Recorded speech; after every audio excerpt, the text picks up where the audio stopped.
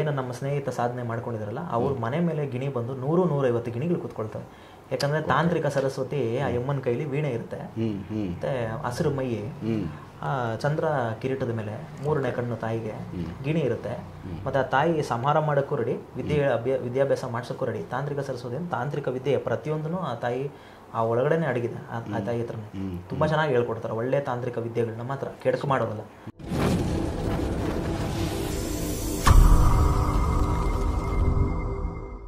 ನಮಸ್ಕಾರ ವೀಕ್ಷಕರೇ.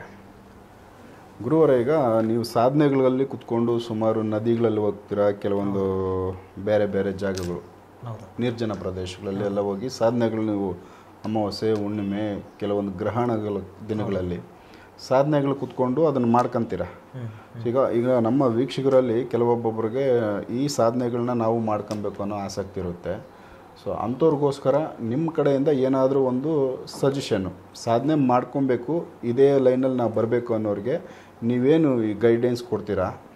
ಈ ಲೈನಲ್ಲಿ ಏನು ಫಸ್ಟು ಡ್ಯಾಮೇಜ್ಗಳಾಗ್ತವೆ, ಮುಳ್ಳು ದಾರಿ ಯಾವ ಥರ ಇರುತ್ತೆ, ಯಾವ ಥರ ಸೇಫ್ಟಿ ಫಸ್ಟ್ ಬೇಕು, ಸಾಧನೆ ಹೆಂಗೆ ಮಾಡ್ಕೋಬೇಕು, ಸಾಧನೆ ಮಾಡ್ಕೊಂಡಾದ್ಮೇಲೆ ಆ ಎನರ್ಜಿನೋ ಆ ಶಕ್ತಿನೋ ನಮಗೆ ಬಂದೈತೆ ಇಲ್ಲ ನಮ್ಗೆ ಕಾಣಿಸ್ತಾ ಐತೆ ಅಂದಾಗ ಆ ಸೂಚನೆಗಳು ಯಾವ ಥರ ಇರುತ್ತೆ, ಪ್ರಕೃತಿ ನಮ್ಮನ್ನು ಯಾವ ರೀತಿ ಆ ಟೈಮ್ನಲ್ಲಿ ಪ್ರಕೃತಿ ನಮಗೆ ಸಪೋರ್ಟ್ ಆಗುತ್ತೆ, ಏನೆಲ್ಲ ಅಬ್ಸರ್ವೇಷನ್ ನಾವು ಇಟ್ಕೋಬೇಕು, ಇದೊಂದು ನಿಮ್ಮ ಒಂದು ರೆಗ್ಯುಲರಾಗಿ ನಿಮ್ಮ ಜೀವನದಲ್ಲಿ ಇವೆಲ್ಲ ಮಾಡ್ತಾ ಇದ್ದೀರಾ. ಈ ಅನುಭವಗಳನ್ನ ನಮ್ಮ ವೀಕ್ಷಕರಿಗೆ ಶೇರ್ ಮಾಡಿ. ಇದರಲ್ಲಿ ಯಾರಿಗಾದರೂ ಇದರಲ್ಲಿ ಸಾಧನೆ ಮಾಡೋರಿಗೆ ಕೆಲವೊಂದಷ್ಟು ಒಳ್ಳೆ ಮಾಹಿತಿ ತಲುಪ್ಬೋದು. ಇಲ್ಲಾಂದರೆ ಕೆಲವೊಬ್ಬರಿಗೆ ಇಷ್ಟೆಲ್ಲ ಟಫ್ ಐತೆ, ಇದು ಕಷ್ಟ ಐತೆ ಅಂದಾಗ ಸೊ ಬಿಟ್ಟು ಬೇರೆ ದಾರಿಗಳು ನೋಡ್ಕೊತಾರೆ. ಸೊ ಈ ವಿಚಾರಕ್ಕೆ ಬನ್ನಿ, ಯಾವ ಥರ ಸಾಧನೆಗಳು ಮಾಡ್ಕೋತೀರಾ, ನಿಮ್ಮ ಸಾಧನೆ ಹೆಂಗಿರುತ್ತೆ, ಅದು ಹೆಂಗೆ ಗಮನಿಸ್ತೀರಾ ನೀವು ತಿಳಿಸಿ. ಎಲ್ರಿಗೂ ಪ್ರಶ್ನೆ ಜಾಸ್ತಿ ಯಾವಾಗಲೂ ತಲೆ ಕಾಡೋದು ಫಸ್ಟು, ಯಾವ ದೇವ್ರನ್ನ ಆರಾಧನೆ ಮಾಡಿದ್ರೆ ಹೆಂಗೆ ಲಾಭ ಬರ್ತದೆ, ನನಗೇನು ಲಾಭ ಬರ್ತದೆ, ಈ ದೇವ್ರನ್ನ ಆರಾಧನೆ ಮಾಡಿದ್ರೆ, ಅವ್ರು ಹೇಳ್ಕೊಟ್ಟಿದ್ದು ಆರಾಧನೆ ಮಾಡಿದ್ರೆ ಅದರಲ್ಲೇ ಯೋಚನೆ ಮಾಡ್ತಿರ್ತಾರೆ. ಲಾಭ ಎಕ್ಸ್ಪೆಕ್ಟ್ ಮಾಡಬಾರ್ದು ಫಸ್ಟು. ಮತ್ತೆ ವಿದ್ಯೆ ಕಲಿತಿದ್ದಂದ್ರೆ ಫಸ್ಟು ತಾಳ್ಮೆ ಬೇಕು, ಸಹನೆ ಇರಬೇಕು, ಒಳ್ಳೆ ಗುರು ಅವ್ರಿಗೆ ಸಿಕ್ಕಿರಬೇಕು. ಅಥವಾ ಫಿಸಿಕಲ್ ಆಗಿ ಸಿಕ್ಕಿಲ್ಲ ಅಂತಂದ್ರೆ ರಾಯರ ಥರದ್ದು ಒಳ್ಳೆ ಸಾಧಕರು ಇರ್ತಾರೆ. ಅಂದರೆ ನಮ್ಮ ಭರತ ಭೂಮಿಲೇನೆ ನಮಗೆ ಶಂಕರಾಚಾರ್ಯರು, ಮಧ್ವಾಚಾರ್ಯರು, ಶಂಕರಾಚಾರ್ಯರು, ಈ ಥರ ಎಲ್ಲ ರಾಮಾನುಜಾಚಾರ್ಯರು, ಈ ಥರದ್ದು ತುಂಬ ಗುರುಗಳಿದ್ದಾರೆ. ಮತ್ತು ನಮ್ಮ ರಾಯರು ಇದ್ದಾರೆ, ಸದ್ಗುರು. ನಮ್ಮ ಇವ್ರಿಗಿನ್ನ ಗುರು ಬೇಡ ಅಂತ ನಾನು ಹೇಳಕ್ಕೆ ಇಷ್ಟಪಡ್ತೀನಿ. ನಾವು ಇವ್ರ ಮುಖಾಂತರನೇ ಎಲ್ಲದಕ್ಕೂ ಮುಂದೆ ಹೋಗ್ತಾ ಇರೋದ್ರಿಂದ ಒಳ್ಳೆ ಗುರು ಅಂತ ನಾನು ಭಾವಿಸ್ತೀನಿ ಇವ್ರಿಗೂ. ಆಮೇಲೆ ತುಂಬ ಸಹನೆ ಬೇಕು, ಕೋಪ ಕಂಟ್ರೋಲ್ ಮಾಡ್ಕೊಬೇಕು, ತಾಳ್ಮೆ ಬೇಕು ತುಂಬ ಇಲ್ಲಿ. ಮತ್ತು ದುರಹಂಕಾರ ಪಡೋಂಗಿಲ್ಲ. ಏನೇ ವಿದ್ಯೆ ಇದ್ರೂ ನಾನು ಸ್ವಲ್ಪ ಕಲ್ತು ಬಿಟ್ಟಿದ್ದೀನಿ ಅಂದ ತಕ್ಷಣ ಬೇರೆಯವ್ರ ಮೇಲೆ ಪ್ರಯೋಗ ಮಾಡೋದು, ದಬ್ಬಾಳಿಕೆ ಮಾಡೋದು ಆ ಥರ ಮಾಡೋಂಗಿಲ್ಲ.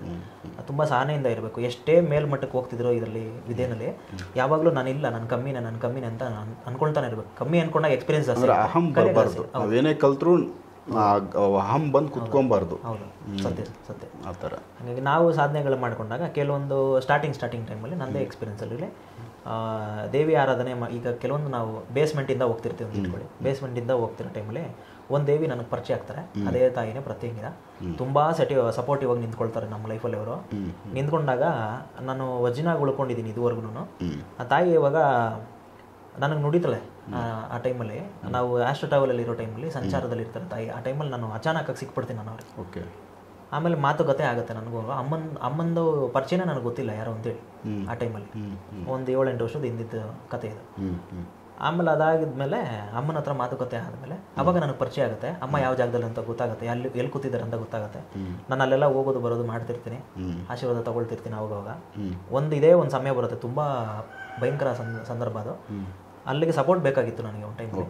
ಹೋಗ್ತಾ ನಾನು ದಾರಿನಲ್ಲೇ ಒಂದೊಂದ್ಸತಿ ಕರೆದ್ರೆ ತಾಯಿ ಬಂದ್ಬಿಡೋಳು.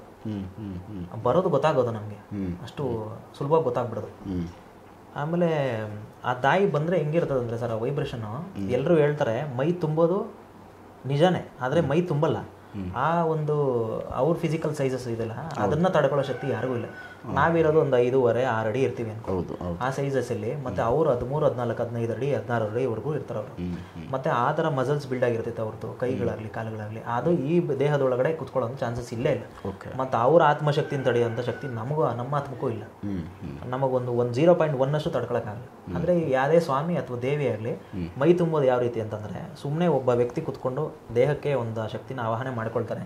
ಈಗ ಯಾರಿಗಾದ್ರೂ ಒಬ್ಬರಿಗೆ ಒಂದಷ್ಟು ಜನ ಕೂತಿದ್ದಾಗ ವಾಗ್ದಾನ ಕೊಡಬೇಕು ಅಂತಂದಾಗ ತಾಯಿ ನುಡಿತಾಳೆ ಅಂತ ಕೂತಿರ್ತಾರೆ. ಸುಮ್ಮನೆ ಒಂದು ಸ್ವಾಮಿ ಅಥವಾ ತಾಯಿ ಆಗಲಿ ಬಂದು ಸುಮ್ಮನೆ ಭುಜದ ಮೇಲೆ ಕೈ ಇಡ್ತಾರೆ ಅಷ್ಟೇ.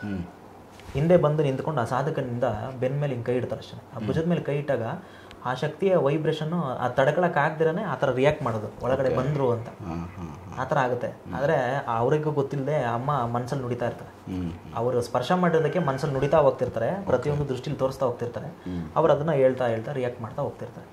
ಇದು ಸತ್ಯ ಘಟನೆ ನಡೀತಿರೋದು. ಅಂದರೆ ಯಾರೂ ಮೈ ತುಂಬೋಲ್ಲ ಅಷ್ಟು ಸಂದರ್ಭ, ಅದು ಅಷ್ಟು ಸಂಪೂರ್ಣವಾಗಿ ಆಗಲ್ಲ. ಅದು ತುಂಬಿದ್ರೆ ಅಕಸ್ಮಾತ್ ಬಸ್ಟ್ ಆಗುತ್ತೆ.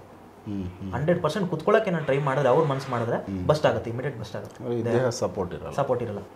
ಆ ಚಾನ್ಸಸ್ಗಳು ತುಂಬ ಇರ್ತವೆ. ಮತ್ತು ಸಾಧನೆ ಮಾಡಿಕೊಂಡಾಗ ಯಾವ ರೀತಿ ಮಾಡಿಕೊಂಡು ಒಂದು ಗುರು ಒಂದು ಪದ್ಧತಿಯಿಂದ ನಾವು ಹೆಂಗೆ ಹೋಗ್ತೀವಿ, ಅವರು ಹೇಳ್ಕೊಟ್ಟಂಗೆ ಅವ್ರ ಗೈಡೆನ್ಸ್ ಮೇಲೆ ಹೆಂಗೆ ಹೋಗ್ತೀವಿ, ನಾವು ಕಲಿತ ಮೇಲೆ ನನ್ನ ಪ್ರತಿ ಅನುಭವನೂ ನನ್ನ ದೃಷ್ಟಿಯಿಂದನೇ ಆಗಿದ್ದು ಇದುವರೆಗೂ. ನನ್ನ ಎಕ್ಸ್ಪೀರಿಯನ್ಸ್ಗಳೆಲ್ಲ ಅನುಭವನೇ ಗುರು ಅಂತ ಹೇಳ್ತಾರೆ ನೋಡಿ. ನಾನು ಪ್ರತಿಯೊಂದು ಕಲ್ತಿದ್ದು ಎಲ್ಲನೂ ಅದರಿಂದನೇ. ಒಂದು ನನಗೆ ಮಂತ್ರ ಬೇಕು ಅಥವಾ ನನಗೇನೋ ಒಂದು ನನಗೆ ಬೇಕೀಗ ಪ್ರಶ್ನೆಗೆ ಏನೋ ಉತ್ತರ ಬೇಕು ಅಂತಂದ್ರು ಕುತ್ಕೊಂಡೇ ಅವ್ರ ಹತ್ರನೇ ಮಾತಾಡಿ ನಾನು ನೇರ ಮಾತಾಡ್ಕೊಳ್ತೀನಿ. ಯಾರ ಹತ್ರನ ಹೋಗಿ ನನ್ನ ಕಷ್ಟ ಇದೆ ನಂಗೆ ಪರಿಹಾರ ಮಾಡಿಕೊಡಿ, ನನ್ನ ಕೈಲಿ ಆಗ್ತಾಯಿಲ್ಲ ಅಂತಂದ ನನಗೆ ಪ್ರಾಬ್ಲಮ್ ಆದರೂ ನಾನೇ ಸ್ವಯಂ ಕುತ್ಕೊಂಡು ನಾನು ಖುದ್ದಾಗಿ ರೆಡಿ ಮಾಡ್ಕೊಳ್ತೀನಿ. ಅಷ್ಟೊಂದು ಬಲ ನನಗೆ ಗುರುಗಳು ಕೊಟ್ಟಿದ್ದಾರೆ. ಓಕೆ. ಹಾಗಾಗಿ ದೇವಿ ಏನಾದರೂ ಒಲಿದಿದ್ದರೆ ನಿಜವಾಗ್ಲೂ ಸಾಧನೆ ಆಗಿದೆ ಅಂತ ಹೇಳ್ಬಿಟ್ಟು ಲಾಸ್ಟಲ್ಲಿ ನಾವು ಹೋಮ ಅಂತ ಇಟ್ಕೊಳ್ತೀವಿ. ಒಂದಷ್ಟು ದಿವಸವರೆಗೂ ಮಂಡಲ ಪೂಜೆ ಅಂತ ಇಟ್ಕೊಂಡು ಮತ್ತೆ ನಾವೇನು ಸಿಟ್ಟಿಂಗ್ ಹಾಕಿರ್ತೀವಿ ಆ ಟೈಮಲ್ಲಿ 48 ಡೇಸು, ಒಂದು 52 ಡೇಸ್ವರೆಗೂ ಅದೆಲ್ಲ ಮುಗಿದ ಮೇಲೆ ಒಂದು ಹೋಮ ಅಂತ ಇಟ್ಕೋಬೇಕು ಸಪ್ರೇಟಾಗಿ. ಅಗ್ನಿಹೋತ್ರ ಮಾಡೋಕ್ಕೆ ಕಲ್ತಿರೋರು ಅಥವಾ ಅಗ್ನಿಹೋತ್ರ ದೀಕ್ಷೆ ತೊಗೊಂಡಿರೋರು ಅಥವಾ ತೊಗೊಬೇಕು ಅನ್ನೋರು ತೊಗೊಬೋದು ಬೇಕಾದ್ರೆ ನಮ್ಮ ಹತ್ರ. ಆಮೇಲೆ ಆ ಥರದ್ದು ಎಲ್ಲ ಹೋಮ ಎಲ್ಲ ಮಾಡಿದ್ಮೇಲೆ ಅವಾಗ ಏನಾಗುತ್ತೆ, ಅದು ಸಂಪೂರ್ಣವಾಗಿ ತಾಯಿ ಒಲಿದಾರ ಇಲ್ವ ಅಂತ ಗೊತ್ತಾಗುತ್ತೆ. ಹೋಮ ಮಾಡಿದ ತಕ್ಷಣವೇ ಬಂದ್ಬಿಡತ್ತೆ ಅಂತಿಲ್ಲ, ಬರೋದು ಕೂಡ ಗೊತ್ತಾಗುತ್ತೆ, ಸೂಚನೆ ಗೊತ್ತಾಗುತ್ತೆ. ಕೆಲವೊಂದು ಎಕ್ಸಾಂಪಲ್ ಈಗ ನಮ್ಮ ಸ್ನೇಹಿತರನ್ನ ಅವ್ರ ಮನೇಲೇ ತೊಗೊಂಡ್ರೆ ಎಕ್ಸಾಂಪಲ್, ದೇವಿ ಮಾತಂಗಿ ಅವ್ರನ್ನ ಆರಾಧನೆ ಮಾಡ್ತಾರೆ. ದಶಾವತಾರ ದೇವಿ ಮಹಾಕಾಳಿ 10 ಅವತಾರದ ಕಾಳಿ ಎಲ್ಲ ಅವತಾರಗಳು ಅವರು ಸಾಧನೆ ಮಾಡೋಕ್ಕೆ ಟ್ರೈ ಮಾಡ್ತಾರೆ. ಆಮೇಲೆ ಅದು ಒಂದು ಶ್ರೀ ವಿದ್ಯೆದು ಒಂದು ಆ ವಿದ್ಯೆ ಕಲ್ತಿರ್ತಾರೆ ಅವರು. ಕೊನೆಗೆ ಅವರು ಮುಖ್ಯವಾಗಿ ತಗೊಳ್ತಾರೆ 10 ದೇವಿಗಳಲ್ಲಿ ಮಾತಂಗಿ ಅಮ್ಮನವ್ರನ್ನ ಮುಖ್ಯವಾಗಿ ತಗೊಳ್ತಾರೆ. ಅವ್ರನ್ನೇ ಟಾರ್ಗೆಟ್ ಮಾಡಿ ಕರೆಕ್ಟಾಗಿ ಅವ್ರದ್ದೇ ಆರಾಧನೆ ಮಾಡ್ಕೊಂಡು ಪ್ರತಿಯೊಂದು ನೀನೇ ಆದಿ ನೀನೇ ಅಂತ್ಯ ಅಂತ ಪೂಜೆ ಮಾಡ್ಕೊಳ್ತಾ ಹೋಗ್ತಾರೆ. ಕೊನೆಯಲ್ಲಿ ಹೋಮ ಎಲ್ಲ ಆದಮೇಲೆ ಒಂದು ಒಳ್ಳೆ ದಿನ ಅಂತ ಬರುತ್ತೆ, ಆ ದೇವಿ ವಾರ ಅಂತ ಬರುತ್ತೆ. ಆ ದಿನಗಳಲ್ಲಿ ಮತ್ತೆ ಹುಣ್ಣಿಮೆ ಮತ್ತೆ ಒಳ್ಳೆ ಶುಭ ದಿನಗಳಲ್ಲಿ ಶುಭ ನಕ್ಷತ್ರಗಳಲ್ಲಿ ಏನು ನಮ್ಮ ಸ್ನೇಹಿತ ಸಾಧನೆ ಮಾಡ್ಕೊಂಡಿದಾರಲ್ಲ ಅವ್ರ ಮನೆ ಮೇಲೆ ಗಿಣಿ ಬಂದು 100-150 ಗಿಣಿಗಳು ಕೂತ್ಕೊಳ್ತವೆ. ಯಾಕಂದ್ರೆ ತಾಂತ್ರಿಕ ಸರಸ್ವತಿ ಆ ಯಮ್ಮನ ಕೈಲಿ ವೀಣೆ ಇರುತ್ತೆ, ಮತ್ತೆ ಹಸಿರು ಮೈ, ಚಂದ್ರ ಕಿರೀಟದ ಮೇಲೆ 3ನೇ ಕಣ್ಣು ತಾಯಿಗೆ ಗಿಣಿ ಇರುತ್ತೆ. ಮತ್ತೆ ಆ ತಾಯಿ ಸಂಹಾರ ಮಾಡೋಕ್ಕೂ ರೆಡಿ, ವಿದ್ಯಾಭ್ಯಾಸ ಮಾಡ್ಸೋಕ್ಕೂ ರೆಡಿ. ತಾಂತ್ರಿಕ ಸರಸ್ವತಿ ತಾಂತ್ರಿಕ ವಿದ್ಯೆ ಪ್ರತಿಯೊಂದೂ ಆ ತಾಯಿ ಆ ಒಳಗಡೆನೆ ಅಡಗಿದೆ. ಆ ತಾಯಿ ಹತ್ರನೇ ತುಂಬ ಚೆನ್ನಾಗಿ ಹೇಳ್ಕೊಡ್ತಾರೆ. ಒಳ್ಳೆ ತಾಂತ್ರಿಕ ವಿದ್ಯೆಗಳನ್ನ ಮಾತ್ರ ಕೆಡಕು ಮಾಡೋದಲ್ಲ. ಹಂಗಾಗಿ ಅವ್ರಿಗೇನಾದ್ರು ತೊಂದರೆ ಆದರೆ ಅವ್ರು ಅದನ್ನು ಬಿಡಿಸ್ಕೊಳ್ಳೋದಕ್ಕೆ, ತೊಂದರೆಯಿಂದ ಬಿಡಿಸ್ಕೊಳ್ಳೋಕ್ಕೋಸ್ಕರ ಆ ತಾಯಿನ ಸೆಲೆಕ್ಷನ್ ಮಾಡ್ಕೊತಾರೆ ನಮ್ಮ ಸೈಡ್. ಅದಾದ್ಮೇಲೆ ತಾಯಿ ನಮಗೆ ಒಲಿದ್ರು, ಅನುಗ್ರಹ ಸಿಕ್ಕಿದೆ, ನಮ್ಮ ಬೆಂಗಾಲಾಗಿ ನಮಗೆ ಸಪೋರ್ಟ್ ಕೊಡ್ತಾರೆ ಅಂತ ಅಂದಮೇಲೆ ಯಾವಾಗಲೂ ತಾಯಿ 100% ಸಾಧನೆ ಮಾಡೋದು ನಮ್ಮ ಜೊತೆಗೇ ಇರ್ತಾರೆ ಅನ್ನೋಕ್ಕಾಗಲ್ಲ. ಯಾವುದೇ ದೇವರಾದ್ರೂ ಅವ್ರ ಅನುಗ್ರಹ ಇರುತ್ತೆ, ಮಂತ್ರ ಸಿದ್ಧಿ ಆಗಿರುತ್ತೆ. ಮಂತ್ರ ಹೇಳ್ತಿದ್ದಾಗ ಅವ್ರಿಗೆ ಏನೇ ಜ್ವರ, ಕೆಟ್ಟು ದೃಷ್ಟಿಗಳು ಅಥವಾ ಏನೋ ಮಾಟ ಮಂತ್ರ ಆಗ್ತಿದ್ರೆ ಅದರಿಂದ ಬಿಡಿಸ್ಕೊಳ್ಳೋಕ್ಕೆ ಆ ಮಂತ್ರ ಪ್ರಯೋಗ ಅವಾಗವಾಗ ಅವ್ರು ಉಚ್ಚಾರಣೆ ಮಾಡ್ತಿದ್ರೆ ಅದನ್ನು ಬಿಡಿಸ್ಕೊಳ್ಳೋಕೆ ಫ್ರೀ ಆಗ್ತಿರುತ್ತೆ ಅವಾಗ. ಆಗ ಅವ್ರು ನಮ್ಮ ಸ್ನೇಹಿತರಿಗೆ ಗೊತ್ತಾಯಿತು ದೇವಿ ಅನುಗ್ರಹ ಆಗಿದೆ ಅಂತ. 100-150 ಗಿಣಿಗಳು ಮನೆ ಮೇಲೆ ನಿಂತ್ಕೊಳ್ತವೆ. ಇವರೇನಾದರೂ ಹೋಗಿ ನೋಡಿದ್ರೆ ಅಲ್ಲೇನಾದ್ರು ಕೆಲವೊಂದು ಊಟಗಳ ಅವ್ರಿಗೆ ಗಿಣಿಗೆ ಏನು ತಿನ್ನುತ್ತಾ ಅದು ಕೊಟ್ಬಿಟ್ಟು ಒಂದೇನಾದ್ರು ಸನ್ಫ್ಲವರ್ ಸೀಡ್ಸು ಆ ಥರದ್ದೇನೋ ತುಂಬ ಫೇವ್ರೇಟ್ ಇರೋವಂಥದ್ದು ಅದು ಕೊಟ್ಟು ಅವ್ರು ತಿಂದ ಮೇಲೆ ಅಲ್ಲೇ ಇದ್ದು ಅವ್ರು ಒಂದು ನೀರು ಬಟ್ಲೆಲ್ಲ ಇಟ್ಟು ನೀರೆಲ್ಲ ಕುಡಿಸಿ ಊಟ ಎಲ್ಲ ಹಾಕ್ಬಿಟ್ಟು ಆಮೇಲೆ ಬರ್ತಿದ್ರು ಅವರು. ಸೊ ಇದೊಂದು ಅನುಭವ, ಸಾಧನೆನಲ್ಲಿ ಕುತ್ಕೊಂಡು ಆ ಸಾಧನೆ ನಮ್ಗೆ ಒಲ್ದಿದೆ ಅನ್ನೋದಕ್ಕೆ ಇದೊಂದು ಸೂಚನೆ. ಯಾವ ವರ್ಷದಲ್ಲಿ ಸರ್, ಈಗ ಒಂದು ಎಕ್ಸಾಂಪಲ್, ಈಗ ಒಂದು ಆಗಸ್ಟ್ 15 ಮಾಡಿರ್ತೀವಿ ಅಂತ ಇಟ್ಕೊಳ್ಳಿ, ಒಂದು ಎಕ್ಸಾಂಪಲ್. ಆವತ್ತು ನಾವು ಸಾಧನೆ ಮಾಡಿ ಅವತ್ತೇ ಹೋಮ ಮಾಡಿ ಮುಗಿಸಿರ್ತೀವಿ. ಒಳ್ಳೆ ರಾಶಿ ನಕ್ಷತ್ರ, ಒಳ್ಳೆ ಗುರು ಪುಷ್ಯ ನಕ್ಷತ್ರಗಳು ಅಭಿಜಿತ್ ನಕ್ಷತ್ರಗಳಲ್ಲಿ ಕುತ್ಕೊಂಡು ಮಾಡಿದಾಗ ಅದೇ ಲಗ್ನ, ಅದೇ ರಾಶಿ, ಅದೇ ನಕ್ಷತ್ರದಲ್ಲೇ ಮತ್ತೆ ತಾಯಿ ಅದೇ ದಿನಕ್ಕೆ ಮತ್ತೆ ಕಾಣಿಸ್ಕೊಂತಾರೆ. ಯಾವಾಗ ನಾವು ಹೋಮ ಮಾಡಿರ್ತೀವಿ, ಯಾವಾಗ ತಾಯಿ ನನಗೆ ಅನುಗ್ರಹ ಮಾಡಿರ್ತಾರೆ, ನಮಗೆ ಅನುಗ್ರಹ ಮಾಡಿರ್ತಾರೆ, ಅದೇ ಸಮಯದಲ್ಲೇ ಅವ್ರ ವಾಹನಗಳು ಕಾಣಿಸ್ಕೊಳ್ಳೋದು ಅಥವಾ ಅವರಿಗೆ ಗಿಣಿ ಅಂತಂದ್ರೆ ಅವರು ಕಮಲ ಇಟ್ಕೊಂಡಿರ್ತಾರೆ, ಕಮಲದ ಮೇಲೆ ತಾಯಿ ಕೂತಿರ್ತಾರೆ. ಅಂದ್ರೆ ತಾಯಿ ಪ್ರತಿಯೊಂದು ಮಾತುಕತೆ ಏನೇ ಇದ್ರು ತಾಯಿ ಅವ್ರ ಹತ್ರ ಗಿಣಿ ಹತ್ರ ಮಾತಾಡ್ತಾರೆ. ಅದು ಅವ್ರ ಸಂದರ್ಭಗಳು ಅಂದ್ರೆ ಹೆಂಗಿದೆ ಅಂದ್ರೆ ಸ್ನೇಹ ಅವರಿಬ್ಬರ ನಡುವೆ, ಪ್ರಕೃತಿಗೂ ಅಮ್ಮನಿಗೂ ನೇಚರ್ ನಮ್ಗೆ ಅದೊಂದು ಸೂಚನೆ ಕೊಟ್ಟಂಗಾಯಿತು. ಹೌದು. ಮತ್ತೆ ಅಲ್ಲಿ ಒಂದು ಪ್ರೆಸೆನ್ಸ್ ನಾವು ಬಂದು ಹೋದ್ವಿ ಅಂತ ಆಯಿತು. ಈ ಗಿಣಿ ಬಂದ್ರೆ ತಾಯಿ ಅನುಗ್ರಹ ಆಗಿದೆ ಅನ್ನೋದು ಅರ್ಥ. ಯಾಕಂದ್ರೆ ಗಿಣಿ ಕೂಡ ಹಸಿರು, ಅಮ್ಮನ ಕೂಡ ಮೈ ಕೂಡ ಹಸಿರೇ ಇರೋದು. ಅಲ್ಲಿ ನಮ್ಗೆ ನೀಟಾಗಿ ನಮ್ಗೆ ಸೂಚನೆ ಸಿಕ್ಬಿಡುತ್ತೆ. ಸೂಪರ್. ಸೊ ಇದೊಂದು ವಿಚಾರ ಕಂಪ್ಲೀಟಾಗಿ ಇವತ್ತು ಒಂದು ಸಾಧನೆ ಮಾಡಿಕೊಳ್ಳೋರಿಗೆ ಯಾವ ತರ ಈ ರೀತಿ ಸಾಧನೆ ಕಾಣಿಸ್ಕೊಳ್ಳುತ್ತೆ. ಅಂದ್ರೆ ಇದೊಂದು ಸಿಂಪ್ಟಮ್ಸ್ ಕಾಣಿಸುತ್ತೆ. ಹಿಂಗೆ ಕಾಣಿಸಿದ್ರೆ ಮಾತ್ರ ಅನುಗ್ರಹ ಆಗಿದೆ, ಮತ್ತೆ ಸಿದ್ಧಿ ಆಗಿದೆ, ಮಂತ್ರ ಸಿದ್ಧಿ ಆಗಿದೆ, ಓಕೆ. ಮತ್ತೆ ದೇವಿ ಅನುಗ್ರಹ ಸಿಕ್ಕಿದೆ ಅಂತ ಅರ್ಥ. ಯಾವುದು ನಮ್ಗೆ ಈ ಥರದ್ದು ಕಾಣಿಸ್ಕೊಂಡಿಲ್ಲ ಫೈನಲ್ಗೆಲ್ಲ ಮುಗಿಸಿದ ಮೇಲೆ ಅಂತಂದ್ಮೇಲೆ ಒಂದು ಗುರು ಸರಿ ಇರಲ್ಲ, ಗುರು ಸಿದ್ಧಿ ಮಾಡಿರ್ಬೇಕು ಅದನ್ನ. ಅವರು ಮಾಡಿದ್ರೆ ಮಾತ್ರ ಅದು ಶಿಷ್ಯರಿಗೂ ಸಿದ್ಧಿ ಆಗುತ್ತೆ, ಇಲ್ಲಾಂದ್ರೆ ಸಿಗಲ್ಲ. ಆಮೇಲೆ ಇನ್ನೊಂದು ಇವ್ರು ಮಾಡಿದ್ರೆ ಯಾರಾದ್ರೂ ಕುತ್ಕೊಂಡು ಪೂಜೆ ಮಾಡಿ ಏನಾದ್ರು ಸಿದ್ಧಿ ಮಾಡ್ಕೊಳಕ್ ಮಂತ್ರ ಸಿದ್ಧಿ ಮಾಡ್ಕೊಳ್ಳೋ ಟೈಮಲ್ಲಿ ಇವರು ಮನಸ್ಸು ಚಂಚಲ ಇರುತ್ತೆ. ಅವರು ಮಂತ್ರ ಹೇಳೋ ಟೈಮಲ್ಲಿ ಅವ್ರದ್ದು ಎಲ್ಲೋ ಧ್ಯಾನ ಇರೋದು, ಎಲ್ಲೋ ಯೋಚನೆ ಮಾಡೋದು, ಅವ್ರ ಕಮಿಟ್ಮೆಂಟ್ಸ್ಗಳು, ಒಂದು ಏಕಾಗ್ರತೆ ಇರೋದಿಲ್ಲ, ಹಂಗಾಗಿ ಡಿಸ್ಟರ್ಬ್ ಆಯ್ತು. ಹೌದು, ಇದು ಕಾನ್ಸಂಟ್ರೇಷನ್ ಇಲ್ಲ ಅಂತಂದ್ರೆ ಸೊ ಅದು ಸಾಧನೆ ಆಗಿಲ್ಲ. ಹೌದು, ಅವಾಗ ಕೊನೆವರೆಗೂ ಅವ್ರು ಏನೇ ಎಷ್ಟೇ ಲಕ್ಷ ಖರ್ಚು ಮಾಡಿ ಅವರು ಅವರಾಗ ಅವರೇ ಪೂಜೆ ಮಾಡ್ಕೊಂಡ್ರು ಕೂಡ ಅದು ಪರಿಹಾರ ಆಗಲ್ಲ. ಮತ್ತೆ ಈ ಫೀಲ್ಡ್ ಅಲ್ಲಿ ಬರಬೇಕು ಅಂದ್ರೆ ಕೆಲವರು ಆಸಕ್ತರಿಗೆ ಮೇನ್ ಇಲ್ಲಿ ಬರಬೇಕಂದ್ರೆ ಮುಖ್ಯವಾಗಿ ಇಂಥ ಒಂದು ಕಂಡೀಷನ್ನು, ಇದನ್ನ ನಿಯಮಗಳು ಇವುಗಳನ್ನ ಫಾಲೋ ಮಾಡಂಗಿದ್ರೆ ಇದಕ್ಕೆ ಎಂಟ್ರಿ ಆಗಬೇಕು, ಇಲ್ಲಾಂದ್ರೆ ಬರಲೇಬೇಡಿ ಅಂತ ಅನ್ನೋಂಗಿದ್ರೆ. ಹಂಗೆ ಹೇಳೋದಾದ್ರೆ ನಾನೇ ಸ್ವಯಂ ನಂದೇ ಹೇಳ್ಬಿಡ್ತೀನಿ ಸರ್, ನಂದೇ ಅನುಭವ ಹೇಳ್ಬಿಡ್ತೀನಿ. ನಂತರ ಫಾಲೋ ಮಾಡೋಕ್ಕಾದ್ರೆ ಬರ್ಬೋದು ಅಂತ. ಯಾಕಂತಂದ್ರೆ ನಾನು ತಾಯಿ ತಂದೆ ಬಿಡೋಕ್ಕೂ ರೆಡಿ ಇರ್ತೀನಿ, ಒಡ ಹುಟ್ಟಿದವ್ರನ್ನ ಬಿಡೋಕ್ಕೂ ರೆಡಿ ಇರ್ತೀನಿ, ಮತ್ತೆ ಯಾವುದೇ ಸ್ನೇಹ ಕಳ್ಕೊಳ್ಳೋಕ್ಕೂ ರೆಡಿ ಇರ್ತೀನಿ. ಓಕೆ, ಬಿಕಾಸ್ ಇವ್ರಿಗೋಸ್ಕರ ಅಂದ್ರೆ ಕಂಪ್ಲೀಟ್ ನಿಮ್ಮನ್ನ ಅರ್ಪಣೆ ಮಾಡ್ಕೊಂಡ್ಬಿಡೋದು. ನಾನು ಅವ್ರಿಗೋಸ್ಕರನೇ ಎಲ್ಲ ನನ್ನನ್ನೇ ನಾನು ಅವ್ರನ್ನ ತ್ಯಾಗ ಮಾಡ್ತೀನಿ. ಮತ್ತೆ ಯಾವುದು ಹೊರಗಡೆ ಇರೋ ಪ್ರಪಂಚಕ್ಕೋಸ್ಕರ ನಾನು ತಲೆ ಕೆಡಿಸ್ಕೊಳ್ಳಲ್ಲ, ಯಾವುದು ಟೆನ್ಷನ್ಗಳು ನಾನು ತಗೊಳಕ್ ಹೋಗಲ್ಲ.